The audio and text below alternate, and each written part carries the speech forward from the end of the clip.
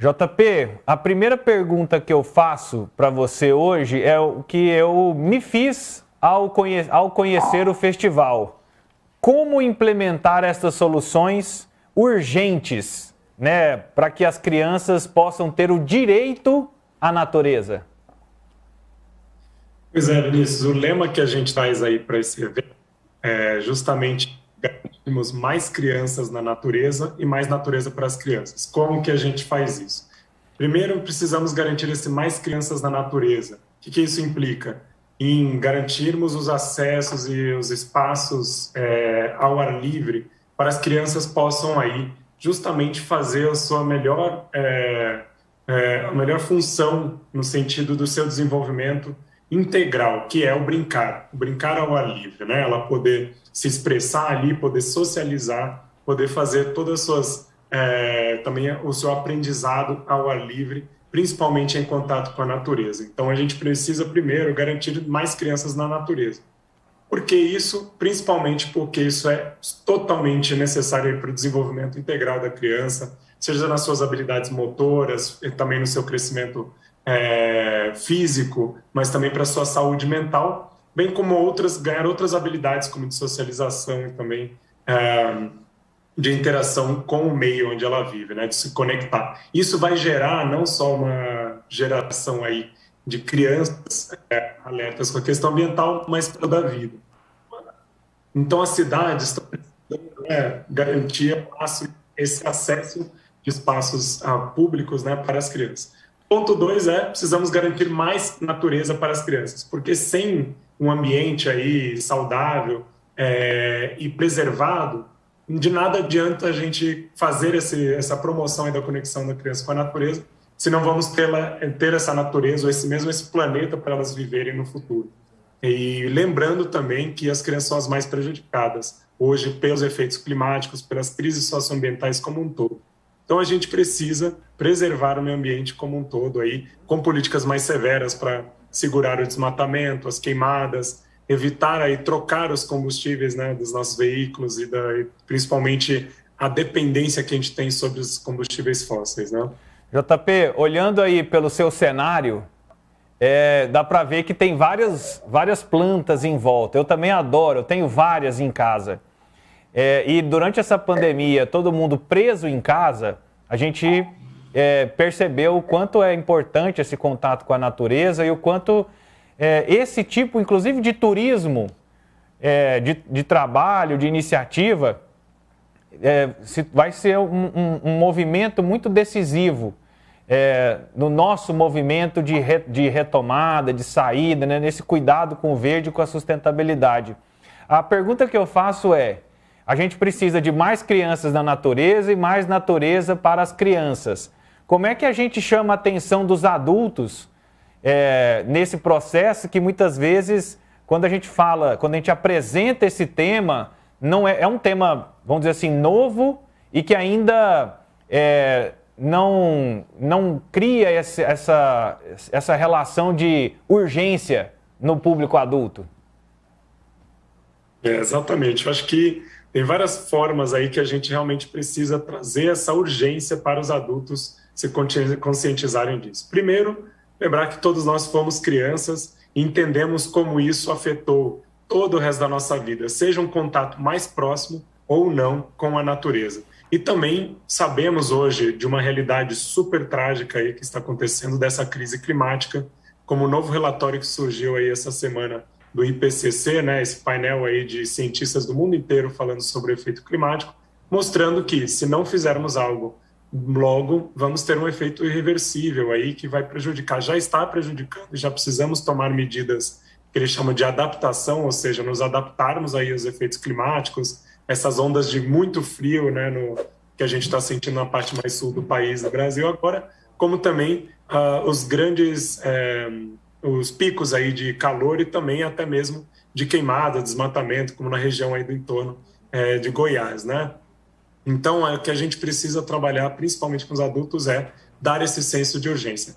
Curiosamente, são os jovens que estão pedindo esse senso de urgência e a gente, como pais ou responsáveis, ou principalmente todos nós como responsáveis perante a Constituição Federal, né, no artigo 227, que fala somos todos responsáveis para garantir a prioridade absoluta, né, de crianças e adolescentes ao direito à vida, à saúde, ao lazer, todas essas questões, implica também a gente realmente tornar-nos responsáveis não só pelos nossos filhos, mas pelos outros, né? Ou até mesmo pelas crianças todas do Brasil. Então, acho que esse é o grande ponto que a gente precisa fazer. Lembrar também, né, que esses adultos com quem estamos falando aqui não são só apenas pais ou cuidadores de crianças diretamente, mas estão em lugares de decisão, estão em lugares onde pode-se tomar novos rumos e novas decisões para a vida das crianças, seja no poder público, no poder privado, né, ou mesmo em algumas instituições e organizações no seu trabalho no dia a dia.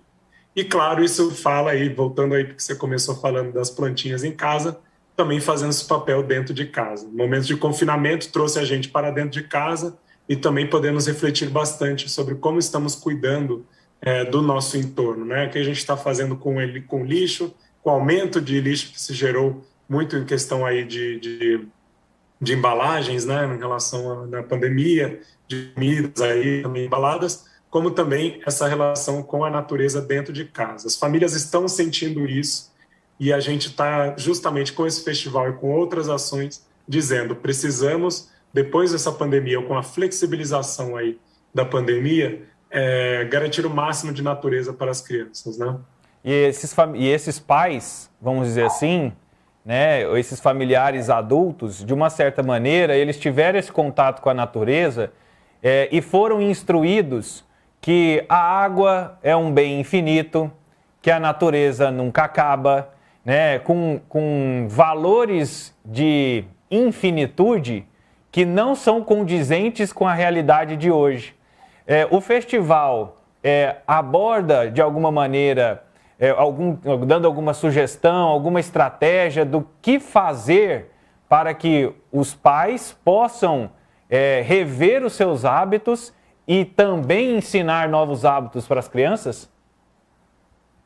Sim, a gente vai ter um painel tanto no campo de educação, né, que falando com educadores, mas também falando para quem está acompanhando aí o processo de aprendizagem de uma criança, né, a necessidade ali, principalmente de a gente valorizar a preservação da natureza, reconhecer esses recursos como finitos, né, não colocar os recursos naturais como algo utilitário, né.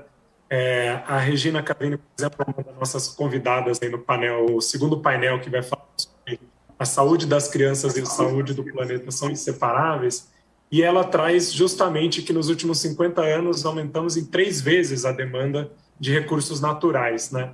Isso está implicando aí numa crise gigantesca aí de recursos, como você falou, de água, como também de outras substâncias ou elementos que a gente retira aí da natureza. Então a gente precisa harmonizar isso aí. A gente vai trazer também, justamente nesse painel aí de saúde, falando sobre a necessidade para as famílias de garantir aí um meio ambiente saudável com relação especialmente aí à saúde das crianças, né? Então a gente está falando, por exemplo, sobre a questão da poluição do ar, né? Então como que as crianças são as mais afetadas pela poluição do ar por conta do meio, da forma como a gente vive e principalmente a emissão de poluentes, né, pelos veículos e também pelas queimadas no Brasil, mas também por processos industriais, e que a gente já poderia mudar isso, né? Então, acho que esse é um ponto crucial. Segundo aí, com relação à aprendizagem, voltando para o painel de educação, a importância da aprendizagem ao ar livre, né? A importância de levar as crianças para a educação ao ar livre e principalmente promover pátios escolares verdes, mas claro que fora do ambiente escolar, quando as famílias, né, os pais estão aí junto com a criança, poder fornecer ou oferecer o máximo dessa aprendizagem ao ar livre, né? E aí, obviamente, a gente pensar no nosso papel nas cidades. A gente acabou se aglomerando, né? O painel 3 vai falar sobre isso. Acabou se aglomerando nesses grandes centros urbanos e achamos que é normal a gente tirar todas as árvores, jogar, produzir um monte de lixo aí que não dá conta dentro da cidade e consumir muito mais água do que precisa, né? E ficar também preso aí no trânsito, se deslocando pela cidade e realmente perdendo esse tempo aí de vida, literalmente. Então, a gente vai falar também um pouco de como é a nossa vida na cidade e o que a gente pode fazer, tanto no nível individual, mas nesse painel vamos ter grandes nomes aí com relação a gestores públicos, né, para o que as cidades podem fazer para favorecer e priorizar as crianças, né, nas políticas públicas, e isso trazendo um ganho não só para as crianças, mas para toda a sociedade, né? Vou pedir para a produção botar o site, né, o criançaenatureza.org.br na tela, e para a gente acompanhar ali tá, o site. A gente reforça que é nesta terça, quarta e quinta, né, 17 a 19 de agosto. Tem aí o período de inscrições, tem as inscrições. Explica para nós um pouco, JP, como é que faz para se inscrever, como é que faz para acompanhar esse evento?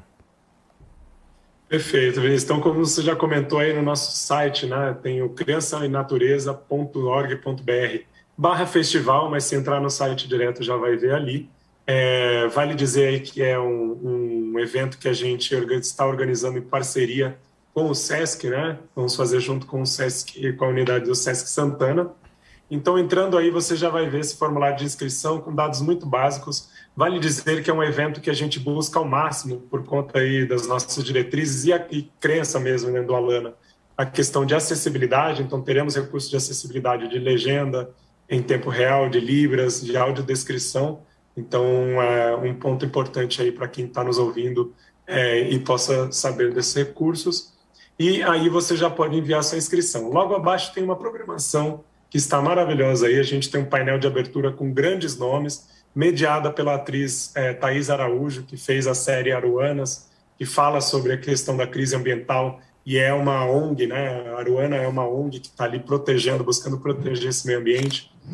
Teremos aí a participação de Bela Gil, a Gabi Amarantos, né? A cantora aí do Pará, Gabi Amarantos, a Juliana Tosi, que é a primeira montanhista cadeirante no Brasil, foi aí que conseguiu chegar a altitudes de mais de 6 metros de altura em montanhas, é a primeira cadeirante a chegar nessas alturas, como também a Catarina Lorenzo, que é uma ativista, uma jovem ativista climática, que participou de uma ação, uma denúncia que ela vai contar no festival, junto com a Greta Thunberg, né, a sueca ali que começou essa mobilização global aí dos jovens fazendo greves aí pelo clima, né?